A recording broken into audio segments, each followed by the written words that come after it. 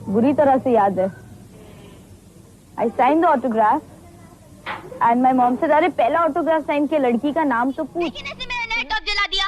अरे तो नया ले आएंगे। हाँ, नया ले आएंगे। कौन लाएगा? सब लाएंगे, इससे अच्छा लाएंगे। लेकिन इससे तो तुमने बिगाड़ दिया ना। ये तो झाड़ने पोछने को काम आएगा ना। ओ बस बस बस कहती है ना नया ले आएंगे बस। अब इससे अच्छा काम मिलेगा। स्टेशन के बाहर फुटपाथ पे मिलता है। नमस्कार दोस्तों, आज हम बात करेंगे एक ऐसी एक्ट्रेस की जो सिर्फ 19 साल की उम्र में बॉलीवुड पर छा गई थी। हाँ, मैं बात कर रहा हूँ 90 के दशक की खूबसूरत और टैलेंटेड एक्ट्रेस दिव्या भारती की। उन्होंने अपने छोटे से करियर में सबके दिल जीत लिए, लेकिन उनकी कहानी उतनी ही दर्दनाक है जितनी उनकी सफलता शानदार थी। आपको याद होगा 1992 में आई उनकी पहली बॉलीवुड फिल्म विश्व आत्मा। उस गाने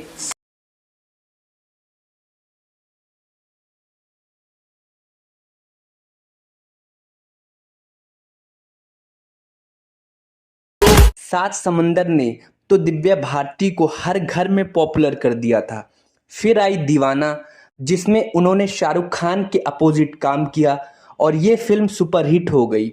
शोला और शबनम में गोविंदा के साथ उनकी जोड़ी काफ़ी पसंद की गई।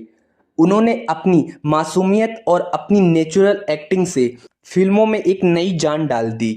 इतनी छोटी सी उम्र में उन्होंने 14 से ज़्यादा फिल्मों में काम किया, जो उनके टैलेंट को दिखाता है। लेकिन दोस्तों, जो सितारा इतना चमक रहा था वो अचानक 5 अप्रैल 1993 की रात बुझ गया। दिव्या भारती सिर्फ 19 साल की उम्र में अपने मुंबई के घर के 5वें मंजिल से गिर गई थी। अब ये एक एक्सीडेंट था या कुछ और, इसका जवाब आज तक नहीं दे पाया कोई भी। दोस्तों, उनकी पर कई सवाल उठे, कई थ्योरीज बनी। कुछ लोगों ने कहा कि ये एक दुर्घटना थी, तो कुछ ने इसमें कुछ और भी कहानी ऐड करी। लेकिन असली वजह क्या थी, अब तक ये किसी को नहीं पता।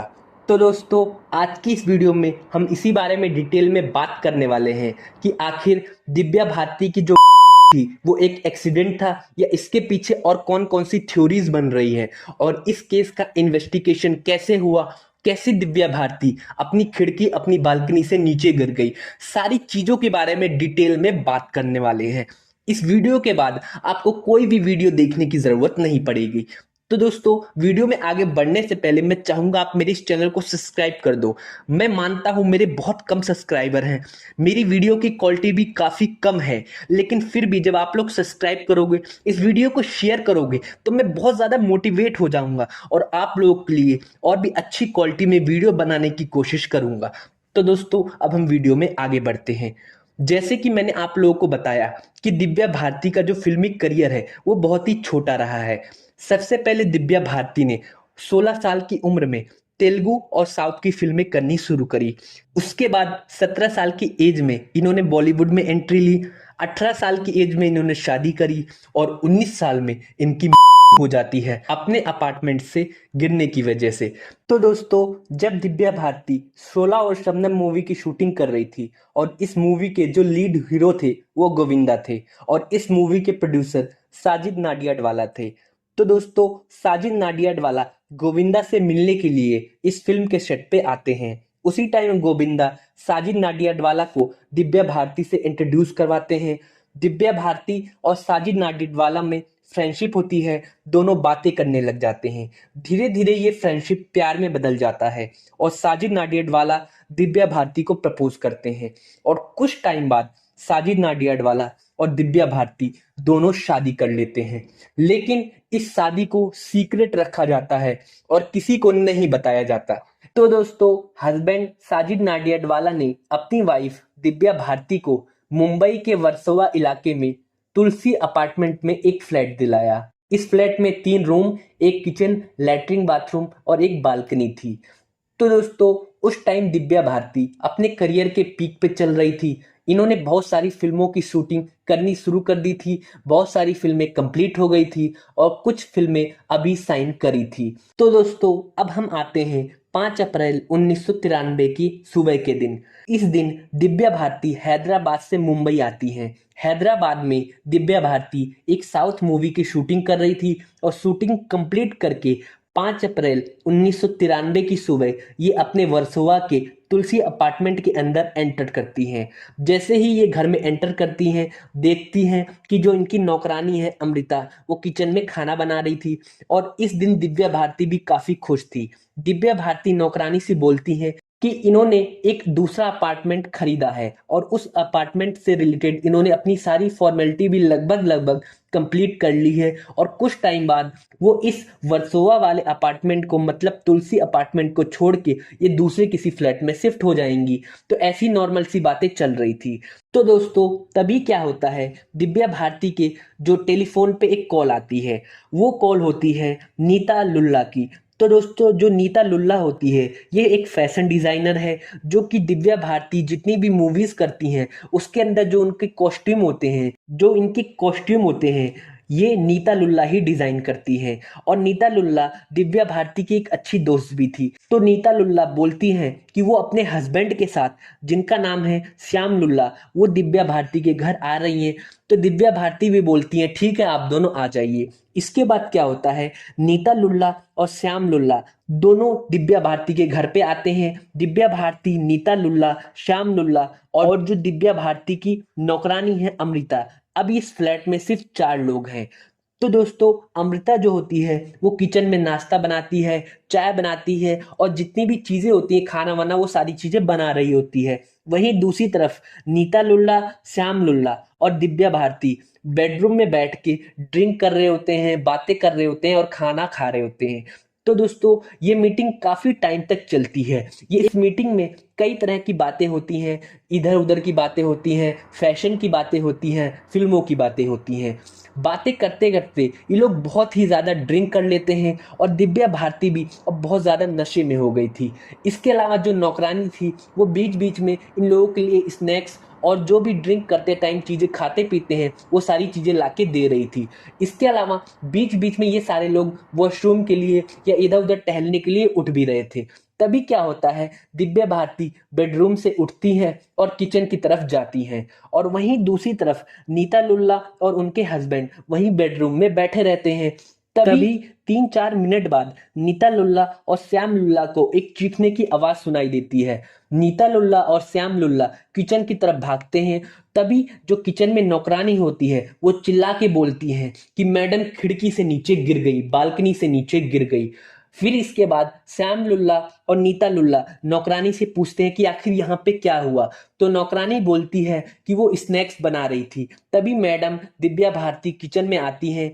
तो दोस्तों किचन में एक खिड़की लगी हुई थी। ज्यादातर मुंबई में जितनी भी खिड़कियां होती थी वहां पे पीछे एक रॉड भी लगा होता था ताकि कोई बालकनी से गिरे ना, ताकि कोई खिड़की से गिरे ना। लेकिन इस किचन वाली बालकनी में या खिड़की पे कोई भी रॉड नहीं लगा होता है। तो दोस्तों जैसे ही दिव्या भारती उस खिड़की के ऊपर जंप करके बैठती हैं, तो जो खिड़की की दीवार होती है वो करीब 12 इंच की होती है। तो दिव्या भारती उस पर बैठ जाती हैं और वो जैसी पीछे होने वाली होती हैं तभी उनका बैलेंस बिगड़ता है और वो नीचे की तरफ गिर जाती हैं और नौकरानी तुरंत चिल्लाना स्टार्ट कर देती है। नौकरानी ये सारी चीजें नीता लुल्ला और श्याम लुल्ला को बताती है। इसके बाद जैसे ही लोगों को पता चलता है, अपार्टमेंट के दूसरे लोगों को, वो सारे लोग इकट्ठा हो जाते हैं और सभी लोग नीचे जाते हैं। तो देखते हैं दिव्या भारती पीठ के बल नीचे पड़ी हुई है, उनके सर में चोट आई है, उनकी रीढ़ की हड्डी कमर में चोट आई है। इसके बाद दिव्या भारती को उठा के कूपर हॉस्पिटल ले जाया जाता है और उसके बाद थोड़े टाइम बाद पुलिस आ जाती है और पुलिस अपनी इन्वेस्टिगेशन करने लग जाती है। तो दोस्तों जब दिव्या भारती को उठा के एम्बुलेंस में हॉस्पिटल ले जाया जा रहा था तो उस टाइम दिव्या भारती जिंदा थी, लेकिन जब डॉक्टरों ने चेक किया तो वो पाई गई। इस तरीके से दिव्या भारती की मृत्यु हुई। तो दोस्तों अब हम ये बात करते हैं कि इसके पीछे कौन सी थ्योरीज थी जिसकी वजह से दिव्या भारती की मृत्यु आज एक रहस्य बन के रह गई है। जब बॉलीवुड के लोगों और इनके फैंस को और ये खबर मीडिया में आई तो मीडिया कई तरह की बातें करने लग गई कि ये एक एक्सीडेंट नहीं हो सकता, इसके पीछे पक्का किसी की साजिश है, हो सकता है इसका कनेक्शन अंडरवर्ल्ड से जुड़ा हो सकता है साजिद नाडियाडवाला ने ही ये एक्सीडेंट कराया हो, और भी काफ़ी सारी थ्योरीज आने लग गई। अब जब ये खबर मीडिया में आई तो पुलिस के ऊपर काफ़ी प्रेशर आ गया कि वो हर एंगल से इस केस की जांच करे।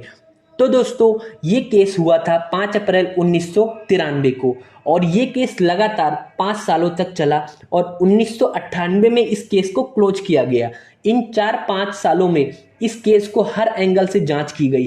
पहले तो ये जांच किया गया कि क्या ये एक्सीडेंट था। तो दोस्तों पोस्टमार्टम जांच में ये निकल के आया कि दिव्या भारती उस टाइम काफ़ी नशे में थी, उनके शरीर में काफ़ी अल्कोहल की मात्रा पाई गई। इसके अलावा जिस तरीके से वो गिरी थी ऐसा लग रहा था कि वो बालकनी से गिरी हैं, लेकिन डॉक्टर ये तो नहीं बता सकता कि उनको किसी ने धक्का दिया या अपने आप गिरी। इसके बाद इस एंगल से भी जांच की गई कि क्या उन्होंने खुद तो नहीं किया। तो दोस्तों जब पुलिस ने जांच किया तो ये पाया गया कि दिव्या भारती उस दिन काफ़ी खुश थी। इसके अलावा उन्होंने एक फ्लैट भी लिया था। अगर कोई डिप्रेशन से जूझ रहा होगा या फिर उसको ना होगा तो वो कोई फ्लैट क्यों लेगा और फ्लैट को लेके इतना ज़्यादा खुश क्यों होगा। इसके अलावा दिव्या भारती के दोस्तों से भी बातचीत की गई तो कोई भी एंगल ऐसा निकल के नहीं आया कि दिव्या भारती। फिर लास्ट थ्योरी ये बची कि हो सकता है इनके हस्बैंड ने ही कुछ किया हो। तो दोस्तों इनके हस्बैंड से अच्छे तरीके से पूछताछ की गई, इनके दोस्तों से पूछताछ की गई और भी कई सारी चीजें की गई। जैसे कि कुछ लोग बोलते हैं कि साजिद नाडियाडवाला का जो कनेक्शन था वो अंडरवर्ल्ड से था। तो दोस्तों लोगों का कहना था कि उस टाइम दाऊद इब्राहिम का जो लिंक था वो डायरेक्ट बॉलीवुड से था और जितनी भी फिल्में बनती थी उसमें दाऊद इब्राहिम का पैसा लगता था और दाऊद इब्राहिम जो चाहता था वो फिल्मों में वही होती थी। जो हीरोइन चाहे तो वही हीरोइन काम करती थी, जो हीरो चाहे दाऊद इब्राहिम वही हीरो काम करता था। तो दाऊद इब्राहिम बार बार साजिद नाडियाडवाला को कॉल करता था और वो इन्फ्लुएंस करता था कि वो दिव्या भारती को अपनी फिल्मों में ना ले। और भी बहुत सारी चीज़ें ऐसी स्टोरी बाहर निकल के आई, लेकिन इसमें कितनी सच्चाई है ये आज तक किसी को पता नहीं चली। इन्हीं सारी चीज़ों से दिव्या भारती बहुत परेशान थी और शायद इस वजह से दिव्या भारती खिड़की से नीचे गिर गई या फिर हो सकता है साजिद नाडियाडवाला पे ये प्रेशर बनाया गया हो कि दिव्या भारती का किसी तरीके से एक्सीडेंट करवाया जाए। ये दोस्तों ये सारी थ्योरीज थी जो निकल के आ रही थी, लेकिन जब पुलिस ने इन सारे एंगलों से जांच करी तो पुलिस को इन सारी चीज़ों में कोई भी तथ्य या कोई भी सबूत नहीं मिल पाया, जिसकी वजह से इन सारी थ्योरीज को खारिज कर दिया गया। इस तरीके से दिव्या भारती की जो सच्चाई है वो 5 सालों में भी निकल के सामने नहीं आ पाई और लास्ट में 1998 में इस केस को क्लोज कर दिया गया और आज ये अपार्टमेंट ऐसे ही सूना पड़ा हुआ है। इस अपार्टमेंट में अलग अलग फ्लोर में अलग अलग लोग रहते हैं, लेकिन जिस फ्लोर से दिव्या भारती गिरी हैं आज वो फ्लोर लोग देखने के लिए आते हैं कि कैसे दिव्या भारती की उस टाइम हुई होगी। लेकिन पुलिस वाले लास्ट में ये भी बोलते हैं इस केस को क्लोज करने से पहले कि अगर उनको कोई सबूत मिलता है तो ये कभी भी इस केस को ओपन कर सकते हैं। लेकिन आज तक 20-22 साल हो गए, 25 साल हो गए, लेकिन पुलिस को कोई दूसरा सबूत नहीं मिला और पुलिस ने इस केस को एक एक्सीडेंट करार देते हुए इस केस को क्लोज कर दिया और साजिद नाडियाडवाला को और जो नौकरानी थी उसको सबको बेगुनाह बताया। इसके अलावा दोस्तों एक और खास बात मैं आपको बताना चाहता हूं कि जो नौकरानी थी अमृता, जब दिव्या भारती की मृत्यु हुई तो 1 महीने बाद अमृता मृत्यु हो जाती है हार्ट अटैक से। अब इस चीज में कितनी सच्चाई है, क्या ये दिव्या भारती केस से रिलेटेड है, किसी तरह जुड़ा हुआ है कि नहीं, इस चीज का भी खुलासा आज तक नहीं हो पाया है। और दूसरी चीज ये कि उस टाइम क्या होता था, जितने भी खिड़कियां और विंडो होते थे उसमें एक स्टॉपर लगा होता था और उस खिड़की में भी एक स्टॉपर लगा था उस किचन वाली खिड़की में, बालकनी में। लेकिन जब पुलिस ने जांच करी तो उस टाइम वो स्टॉपर नहीं लगा था। ये स्टॉपर जानबूझ के गायब हुआ या अपने आप ही कहीं गिर गया, टूट गया, इसका भी राज आज तक खुल के नहीं आ पाया है। तो दोस्तों अगर स्टॉपर लगा होता तो हो सकता था वो खिड़की पूरे तरीके से नहीं खुल पाती और दिव्या भारती की जान बच सकती थी।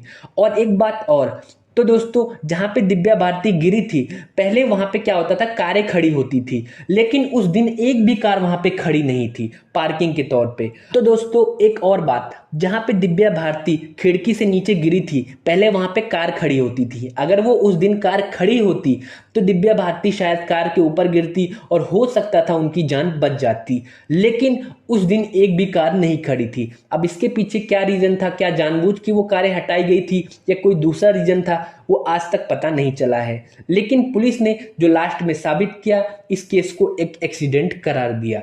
उम्मीद करता हूँ आपको ये कहानी, ये स्टोरी, सारी चीज़ें पसंद आई होगी। और जाते जाते इस चैनल को सब्सक्राइब करना, वीडियो को लाइक करना और मुझे मोटिवेट करना, ताकि मैं आप लोगों के लिए और भी अच्छी और बेहतरीन वीडियो बना सकूँ।